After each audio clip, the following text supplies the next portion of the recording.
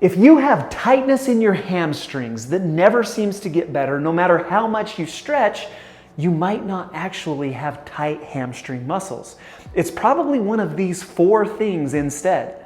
My name is Dr. Jared, and in this video, we're going to talk about the top 4 causes of hamstring muscle tightness. I'll tell you what they are, I'll show you how you can test for them at home to determine whether or not that's actually your problem, and then I'll give you some simple, effective exercise recommendations to help relieve your tension and feel better. I hope you find these incredibly helpful. Let's get started. Now, it's important that I mention my goal with this video is to introduce you to each of these causes and hopefully point you in the right direction as to what you need to do to eliminate tightness in your hamstrings. Once you figured that out, check the description down below. I've linked different videos with more exercises and more description to hopefully help you even further. That being said, cause number 1 is weakness in your glutes and overactivity in your hamstrings. Here's why it happens. Your glutes are your primary hip extensor muscle. They are the muscle that pull your leg back behind you. Your hamstrings can also perform this function, but only secondary to that big, powerful glute muscle.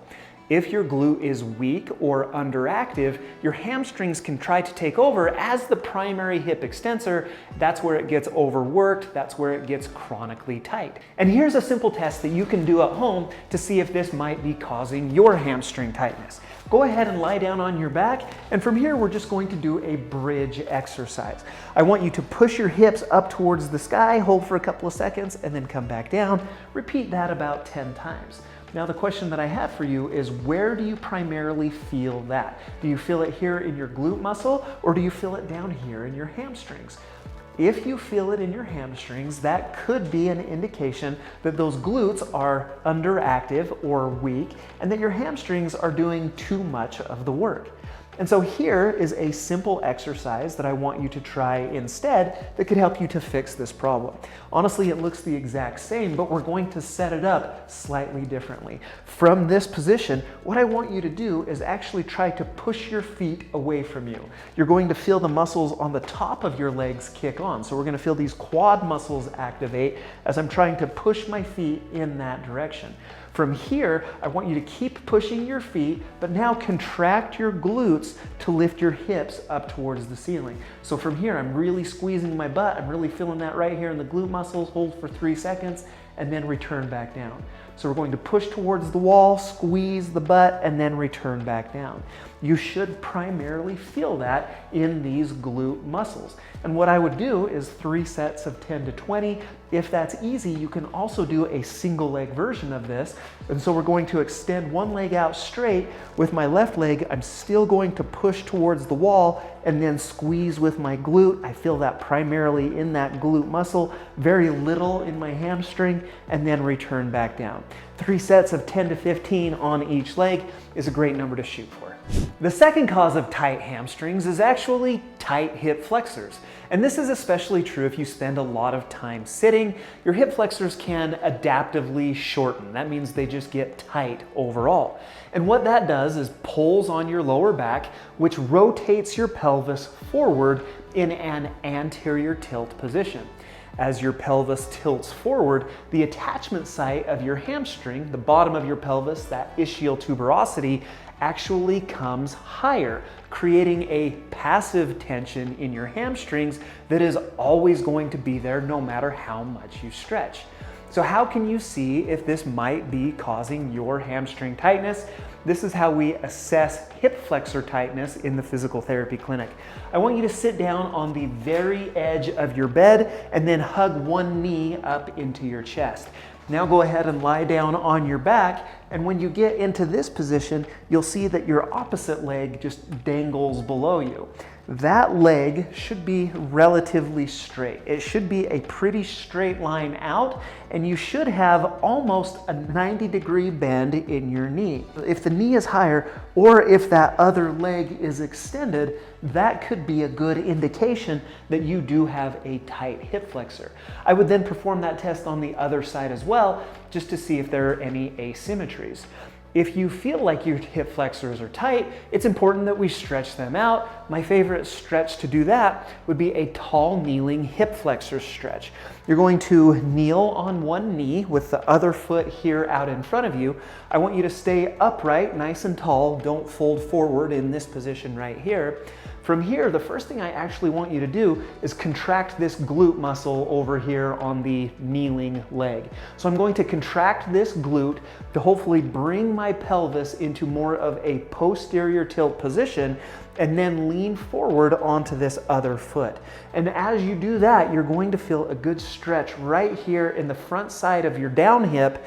You're going to take that into a comfortable position, hold it there for 20 seconds, and then we're going to repeat that one 3 times. As always, we want to keep things even. Be sure you perform that stretch on both sides. That tightness you feel in your hamstring might not even be your hamstring muscle at all, but instead cause number 3, neural tension in our sciatic nerve.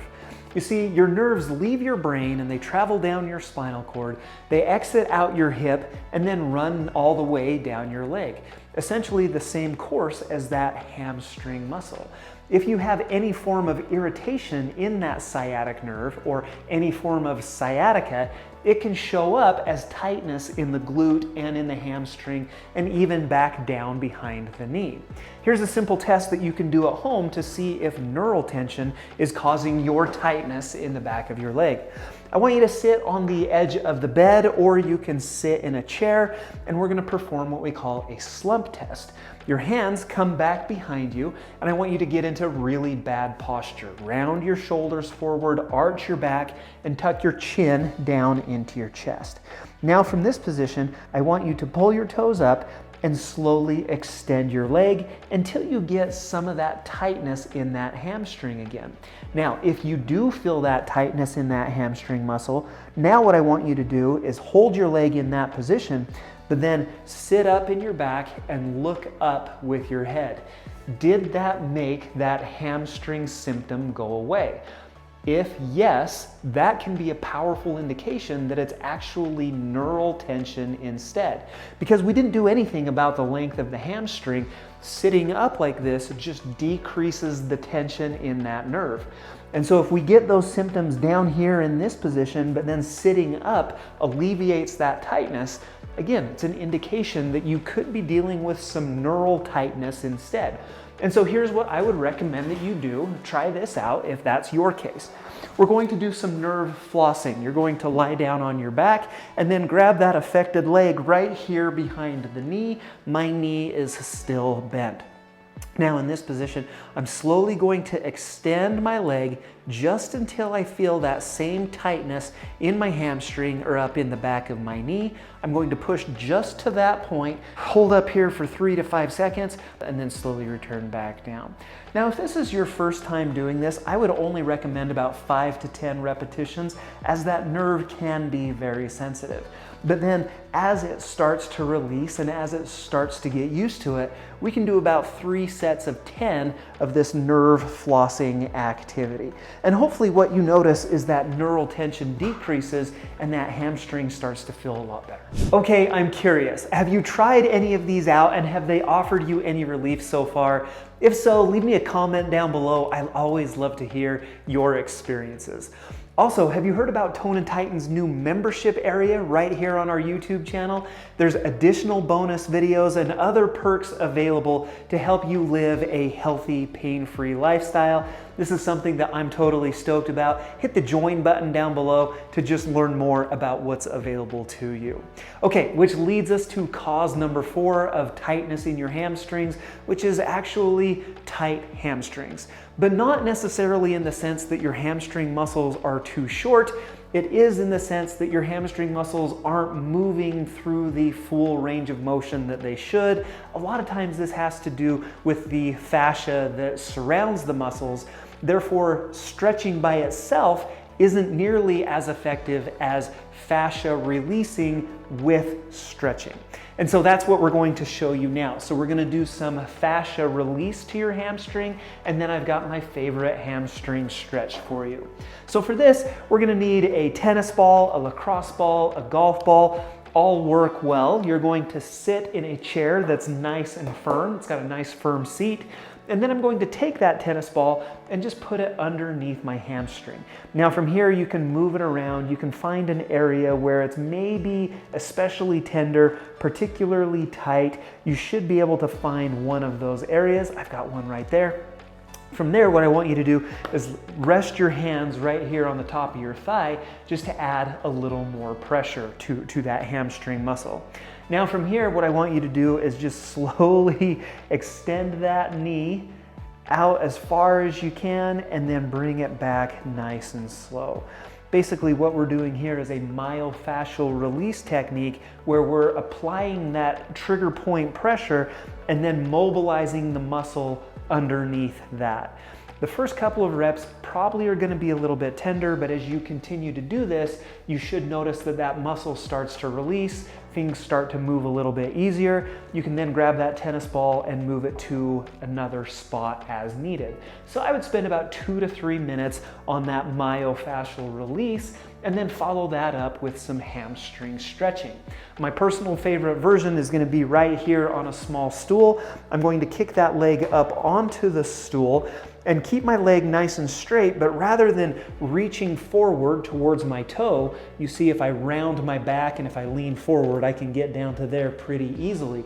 But that's not a very good hamstring stretch. What I want you to do is keep your legs straight, but then also try to keep your back nice and straight, and then just lean forward.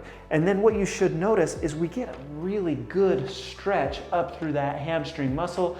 What I like to tell people is try to take your butt further away from your heel. We're just trying to increase that distance in order to stretch out that hamstring muscle. Hold it in a good, comfortable position for about 20 seconds and then repeat that 3 times. I hope these help your hamstrings to feel incredible, and thank you so much for watching.